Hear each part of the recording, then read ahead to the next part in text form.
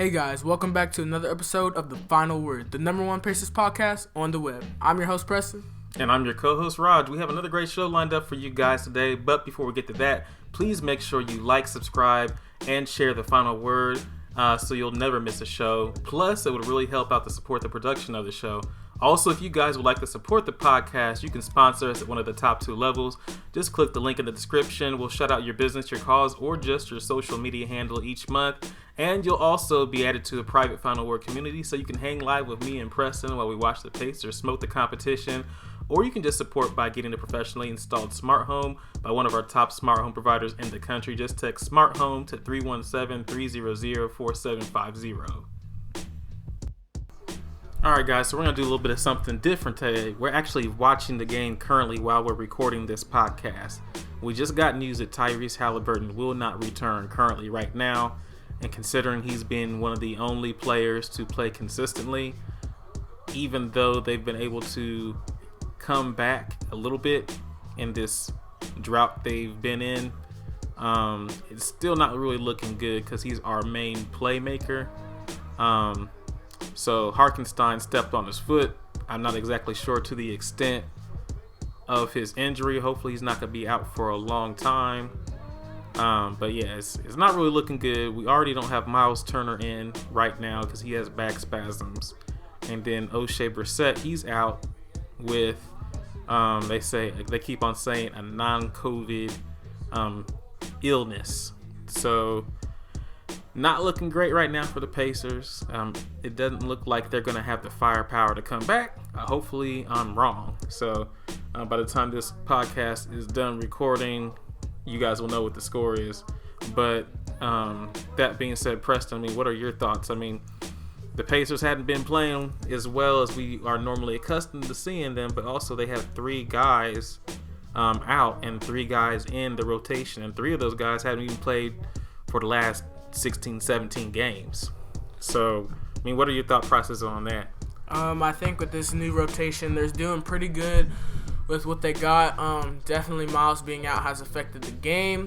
I'm glad that we can still improve without Miles and getting the lead back. And I just noticed a lot of times where there could have been plenty of times with guys in the paint like Jackson and like Goga, and many times where I saw them not being able to score, and I could just easily see Miles scoring in that spot. And also with like getting shots blocked, I feel like their defense, I feel like multiple guys have been able to score on Goga and Jackson. So I don't really think they're good on defense right now because I feel like they're getting closer, but then right back, like they'll just score right back on them. So I agree. Yeah, the defense is not where it needs to be.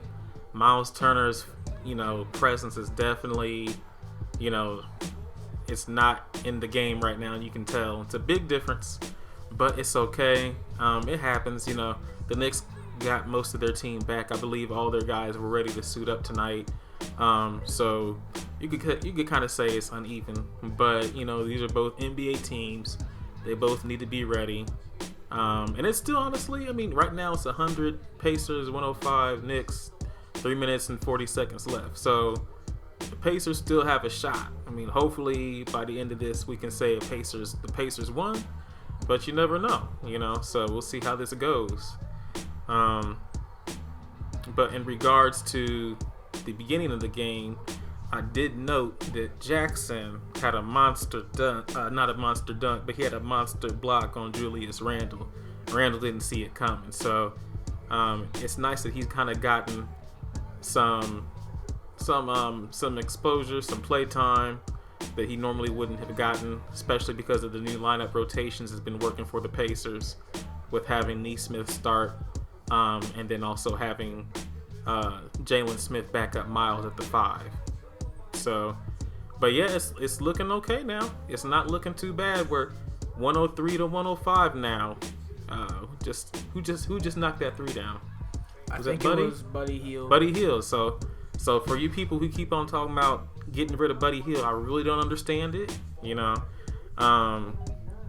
Buddy Hield, he just turned 30. And I've said this before and I'll say it again. If you wouldn't trade Steph Curry, which I believe he's 34 years old. He's 34 or 35. Who? Stephen Curry. I think Oh, yeah, Stephen I Curry's think he's 34. Yeah. About to be 35. But if you wouldn't trade Stephen Curry, you shouldn't trade Buddy Hield. I do understand Stephen Curry has a lot more, useful skills than Buddy Hield. I do understand that. But strictly from the aspect of the 3-point percentage and 3-point shots being made, that's kind of something that's important. He's not, shooting from half court or anything like Stephen Curry, but, 3 points is 3 points at this point, whether it looks really fancy or if it's just efficient like Buddy Hield. So I was honestly a little nervous at the beginning of this game because I didn't realize Miles Turner had back spasms the way one of the announcers announced it. It just said Miles Turner is out. Miles Turner will not play. And he didn't exactly say what was going on. But I guess I missed the part where he said back spasms. So if you guys know what's been going on with Miles Turner and his whole contract extension, talks being postponed. So that was something I was concerned with, that maybe they decided to somehow, not stick with Miles Turner. So, but it's good to know he will be back for the next game, whenever that's going to be. But right now, Pacers are down 4. It's 103-107. 2 minutes and 35 seconds left. So right now, not feeling great about this right now because we're in the Garden, and that's one tough place to play. So, okay, so we just got a 3 splashed on us by what's that guy's name? Brunson. Yeah, so Brunson's been playing very well all night. So, but it's like that, We're not always gonna have games that we're gonna win. We'd love to win, but it's not gonna happen tonight. Probably. I know I'm talking pessimistic, but it's probably not gonna happen tonight. But that's fine. So I know some people were kind of talking about. I think they're kind of trying to make a rivalry going. Start back up with the Pacers and the Knicks, kind of like we had back when you guys can remember back when, if you guys are old enough to remember, back when we had Reggie Miller and John Starks on the Knicks and whatnot, So I remember those days when I was a kid, and it did provide some good memories. But I don't know honestly if we'll ever have rivalries back like we did in the '90s. Just because of how people stuck to teams for extended periods of time. So right now, teams don't really have main players stick with teams for extended periods of time. So as far as rivalries are considered, I'm not really sure if we could call it that, but they are both fighting between the 6th and the 7th spot. But Preston, what do you think? Think a rivalry? You think a rivalry is going to be sparked with this team between the Knicks and the Pacers, or you think that's even important? Nah, I don't think it's important because, I don't think it's important. Why don't you think it's important? They're both in the bottom and they're fighting for a spot that's not really. They're not in the bottom. They're 6th and 7th. That's not bottom. No, like in the bottom of the 8 that go in for the playoffs.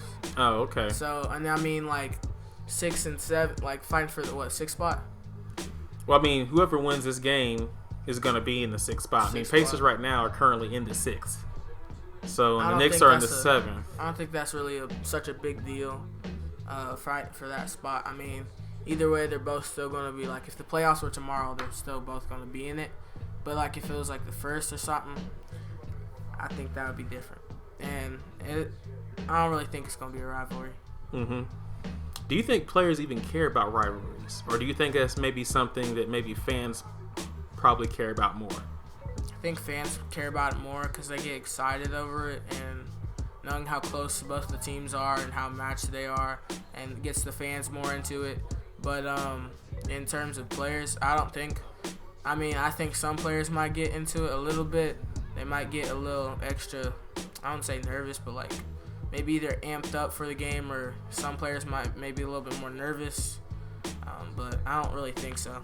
Yeah, I agree. And also the whole thing with rivalries, back in the day when we had rivalries, there were players you didn't at the end of the game. You weren't shaking hands with the other players. I mean, you weren't hugging the other players. You weren't taking pictures with the other players, exchanging jerseys with the other players, and that's something that they do today. So, so we just got a three. Who just got that 3-pointer? Was that Buddy again? Was it Buddy? Yeah.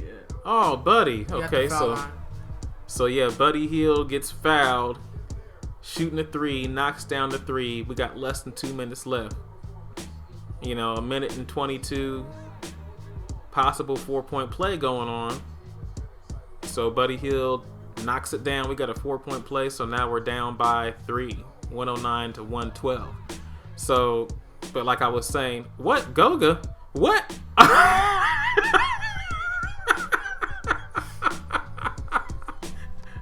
Goga rolls like a tumbleweed on the ground to recover a ball. Yeah, that nice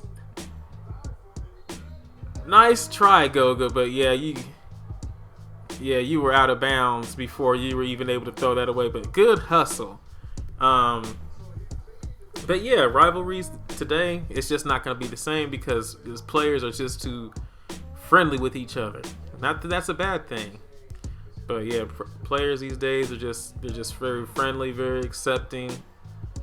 It's not, back in the day, it's just, if you guys know how basketball was back in the day, you can remember how it is, and you know how it is now. It's completely different. Just the competitiveness, the mental competitiveness when they're off the court.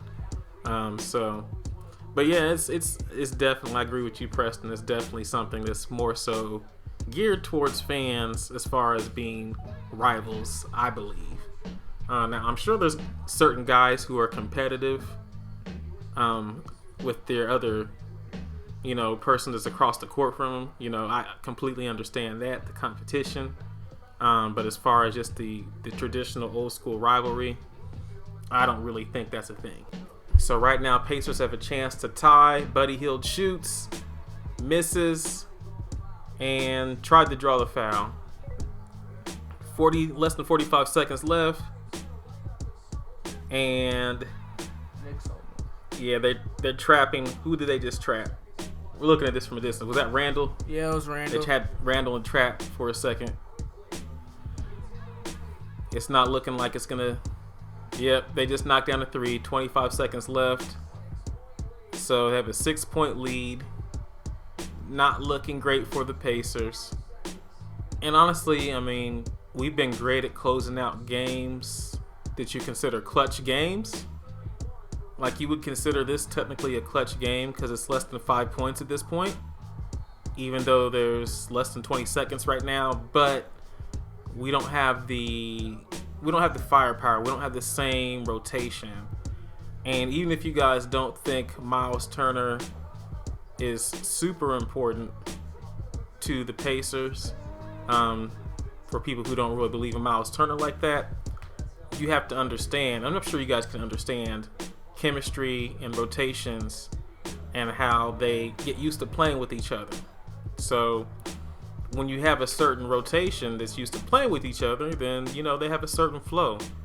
And so we're out Miles Turner, we're out Aaron Nesmith, we're out O'Shea Brissett. So O'Shea Brissett, I mean, I don't know if people think he's super valuable, but I've always liked O'Shea Brissett. So O'Shea, he's out. He's a rotational piece that's pretty valuable in my personal opinion. Usually has high energy. Usually, for the most part, makes smart decisions and smart moves. But we don't have him tonight. And honestly, I think that's going to be the reason why we lose this game. Not just because of O'Shea, but just too many pieces out at the same time. And we had James Jackson, who hadn't played for 17 games, come in and start. Yep, I think that's it. So they just went ahead, scored another 2 points, 119, 113. 6 seconds left, so I can pretty much say that's the ball game. Pacers really they did the best they could. Yeah, they did the best they could. It was definitely like Kristinari just said, it was definitely a valiant effort on their part, but they're not gonna get them all. But I'm just glad. Honestly, this could have looked a lot worse than what it did.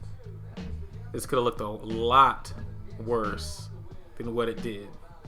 But they only lost by 6, I believe. Yeah, it could have looked a lot worse, but like watching the game and seeing how much they come back from, and getting the feeling that they might come back and win the game, it's just it's a little kind of devastating. You can see it on the Pacers' faces and the way they look, and I just feel like if you look at the score and you're just scrolling through in the NBA app, seeing the scores for games and stuff, you're gonna be like, oh, Knicks beat Pacers by a little bit. It's like, it must have been a cool game, or like. But like, if you think about, like, they were trailing down from like pretty much the entire game, and now seeing them come so close, it hits a little harder. Yep, and they were down by 25 at the most. So I mean, it was looking really, really bloody. They had them and doubled for a long up. time too. Yeah, they had them doubled up. It was 21-42, and they actually came out and, had a chance. They had a chance to win, but just looking at it, just those certain positions that Miles Turner may have been in, those certain blocks he could have made, those certain shots he could have made around the basket, which Miles Turner, if you guys don't know, he has some skill around the basket. And when you look at him, you compare him to Smith or you compare him to Jackson, you can really see the difference in the ability to play, as far as the skill around the basket. As far as his three-point shot, he has more skill in being able to take that than Smith. I think Smith attempted one tonight, I believe. He didn't hit it.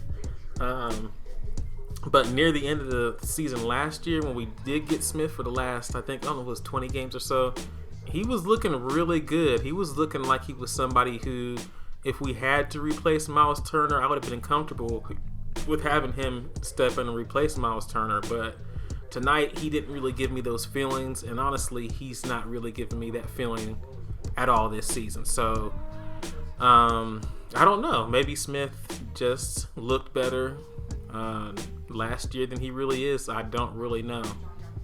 Sometimes players go into streaks and sometimes they go into slumps. So maybe when he came over to the Pacers, he had a nice little, hot streak going for himself.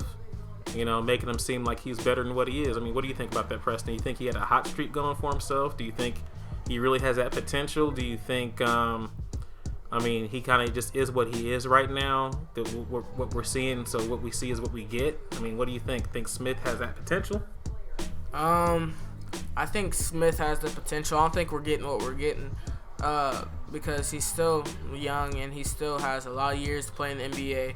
And I can see some little sparks of him playing and stuff, and him playing well, and then even though him not playing so well in a lot of the games we've seen. But I think that little spark will turn into a flame here soon enough. Yeah, hopefully it does turn into a flame, because we could definitely use it.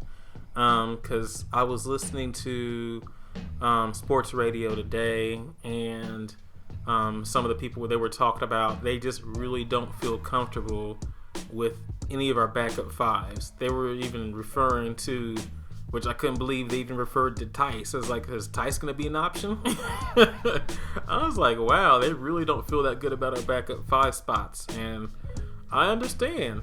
Now, Goga did knock down a 3. Okay, so Goga did knock a 3 down. But yeah, they just don't have that certain flow that Miles has. And I really hope fans can see, because some people are just so discontent with Miles for whatever reason, from feelings of the past or whatever, that they would say, some people would dare to say, well, if Miles played today, we probably would have lost by 15. It's crazy that people will even say that. But all I can say is, if anybody says if Miles played today, we would have lost by even more. They just don't know basketball, and they're just not being realistic, and they're just being haters on Miles because they just grown accustomed to being a hater. But I'll admit, and Preston, this, I used to hate on Miles from time to time. We both joke about Miles. We would both joke about Miles, him being a twig and stuff, and not getting in there, not being able to score, not being a big body. But he's really become a really good asset to the team. And, if you say that we would lose more, I don't see why you would say that. I don't know who said that before or anything like that, but I don't know why, because if that's an extra body on the floor, and that's another big man, and that's another person you can switch out through transition. So, I don't know. Yeah, I agree. And plus, I mean, you guys have to be denying his skill. And this is things. The reason that people had issues with Miles Turner is because they could see his potential. But looking at the score right now, it looks like Buddy Hield had 31, Mathurin had 20, Halliburton had 15 before he had to go out, McConnell had 14, and Nembhard had 11. So Buddy Hield did it. He did as much as he could to try to get this team to win. But he just wasn't able to. The team just wasn't able to come together. And honestly, I just really think it has to do with chemistry, firepower, scoring power. And that's kind of what it was tonight. But it was still a good game. It was entertaining. Chris Duarte still didn't really give much. And the thing is, with Chris Duarte, he's really had the opportunity. I mean, he really had the opportunity today to do something. And he just didn't. So I'm not really sure how to feel about Chris Duarte. He's been back for I'm not sure how many games, but he's been getting play time. So I don't know exactly what his excuse is. I don't know if he has something mental going on in his head as far as his confidence is concerned. Yeah, Chris Duarte, I thought he was going to be really good his rookie year, but he's kind of died down for some reason. Yeah, I thought he was going to be really good too. I remember he was getting props from Kevin Durant and LeBron James. So I don't know. But we still have a good future looking with Nembhard. Nembhard looks real solid. Obviously, Mathurin looks solid. Even though they did show signs of being rookies, which is perfectly fine. But for them to compete at the level they competed at tonight, it was definitely still a good sign. Terry Taylor got some time today, and we forgot about Terry Taylor. He hadn't played for quite some time, and he hit the side of the backboard trying to take a shot, and they just took him out. I don't know what happened. I really think Terry Taylor, he's a 6'5" center, and he just doesn't. I just really don't think he has the ability to play long term in this league if he wants to be a center at 6'5". It just doesn't make sense. I mean, that's the same height as Halliburton. I know he's got a little more thickness and solidness on him, but he's still 6'5". I mean, what do you think about 6'5" center? A 6'5" center? That's going against that big old mongrel of a dude. Nah, that's ridiculous. Tonight for the Knicks. Nah. Big old 7 foot. What's his face? I can't remember what his name was. I don't know. I get these people's names together. Yeah, big old lanky looking dude. He walked like he did too. I feel like he's just stomping around. Call him Lurch. Lurch. Yeah, 6'5" is not gonna beat Lurch. 6'5" ain't gonna beat the power forward. I mean, like. Yeah, you're right. 6'5" ain't gonna beat the power forward either. So I don't know. I mean, Taylor. I mean, they had opportunity. 3 guys were out. Everybody got playing time. They had opportunity. I mean, they started a guy who is, I believe he's 35, 36 and hadn't played, 17 games. They started him. He got opportunity. They took him out. Put Taylor in. They're trying to see what was going to work because they didn't know. Put Taylor in. Taylor didn't do anything. So, I mean, it is what it is. So, now we do have one good thing is apparently our sports broadcaster Chris Denary got Broadcaster of the Year. So, congratulations to Chris Denary. So, that was a great achievement for him for sure. So, Chris Denary, if you manage to somehow get a hold of this podcast, I just want to say congratulations to you. But then, we did have something I did want to talk about. We had a bad out of bounds call on Mathurin. His foot was above the line. This was in the second quarter. His foot was above the line. He didn't touch it though. That didn't get called. And but for the most part, I can't really disagree too much with most of the officiating today. But the offensive flow was tough to find. By the time, honestly, we found the offensive flow, it was still like we were kind of scrapping to even get into the flow and to do anything with it. Also, one thing, I had to call Jalen Smith on this, because Jalen Smith, how dare you don't pass the ball to Halliburton when he's right by the goal? So, I mean, when you tripped up over, I believe it was Buddy Hield, over trying to get that ball, that fumbled ball, looked like it was a football play, and then you could have easily passed it to Halliburton. How dare you not pass it to Halliburton? I couldn't believe. Now, it was hilarious. Quinn was like, oh, he must have wanted to score really bad. Quinn said, oh, he must have really wanted to score really bad, not passing to Halliburton. He's right under the basket. So, but, yeah, it was a good game. It was entertaining. Another Pacers game. Pacers lost. Unfortunately, we have to report on that, but it's okay. But we'll have a next game. Who's our next game going to be? Our next game looks like... Oh, this thing's being slow. Yeah, it's like that sometimes. Who we got coming up next? I think it's going to be a Friday game. Coming up next, we got the Hawks. Friday, we got the Hawks. So Nate McMillan, they'll be coming to town at Bankers Life, 7 p.m. So that'll be a good one. Hopefully we have Miles back. Hopefully we have Halliburton back. Hopefully everybody's good. Hopefully we have everybody back. Hopefully O'Shea's back. Hopefully Neesmith is back. Oh man, we really miss Neesmith. Yeah, we really he brought a certain excitement to the team. Yeah, Neesmith, he's definitely one of our most exciting players, and we definitely missed his presence. Just the overall energy of our team is just different, but it's just like that sometimes. So we miss Neesmith. Hopefully he comes back soon.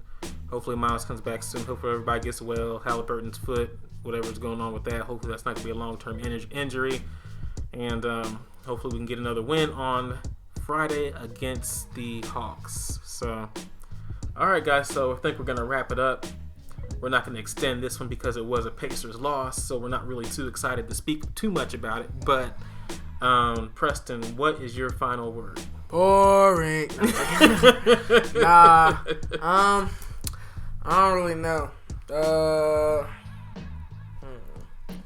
Boring. I actually did look at a list, though. I looked at a list, but I couldn't find anything that would match this game in particular. We'll go with boring. No. Sure, yeah. Boring. But as far as the hustle, it was good for the most part. Say hustle.